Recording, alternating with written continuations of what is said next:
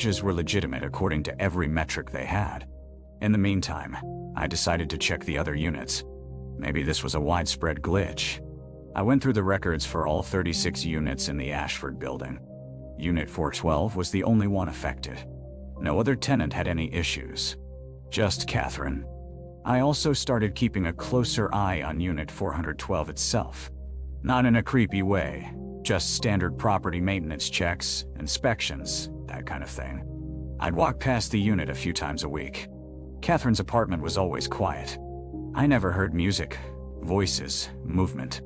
The hallway outside her door always smelled slightly different from the other floors. Not bad, just different. Like old paper and dust, even though we have the halls cleaned twice a week. One afternoon in late July, I was doing a walkthrough on the 4th floor. I happened to check the building's maintenance log. We keep records of any service requests. I was looking for the HVAC maintenance from the previous month. I found something else instead. There were work orders for Unit 412 dated from 1987, and 1993, and 2004, but not from any maintenance workers we employ. The signature on these orders was always the same person, a name I didn't recognize. The dates didn't line up with any tenant records we had. Catherine didn't move into the building until 2023. I pulled the lease history for Unit 412. Going back through our archive files, I found leases dating back decades. All of them standard. But there was something off about the tenant names. They looked almost generic, like placeholder names.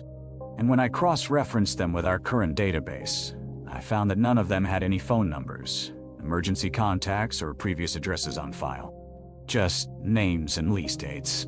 I went to Catherine's apartment on a Tuesday morning. I knocked on the door. She answered, looking tired, like she hadn't slept well. I asked if I could come in. She hesitated for a moment, then let me inside. The apartment was colder than it should have been. The living room was sparse, a couch, a lamp, barely anything on the walls. I asked Catherine if she'd been having any other problems since the double charges started. She said no, not really. Everything else was fine. I asked her how long she'd been experiencing the double charges. She said, since you called me about them in March. Before that, I didn't know it was happening. That's when it hit me. The double charges had been occurring in our system for months before I noticed them. But Catherine's bank statements only showed them from March onward, right after I'd called her to tell her about the problem. I asked her about her rental history. Had she lived in other places in the city? She said she'd moved around a lot, but she couldn't remember the specific addresses. She said moving to the Ashford had felt like coming home, which struck me as an odd way to phrase it, since she'd never lived there before. I left her apartment and went back to the office. I pulled the actual lease documents, the physical ones we keep in storage. I looked at Unit 412's oldest lease. The signature was in blue ink. The building's opening records were from 1985, so that lease would have been from sometime in the late 80s.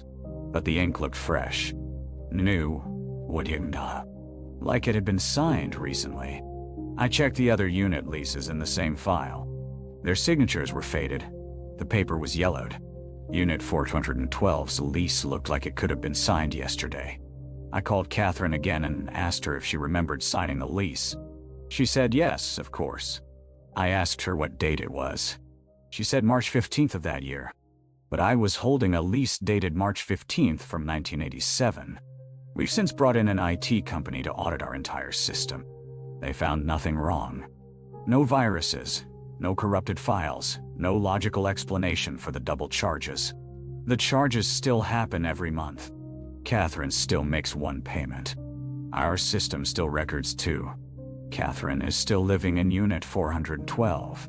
She stopped trying to resolve the charges months ago. She asked me if she could just pay what she's owed once the contract ends. I told her the lease is paid in full. She seemed relieved by that. She asked if she'd need to sign a new lease. I told her we'd cross that bridge when we got there. I haven't checked what happens next month yet. I'm not sure I want to know.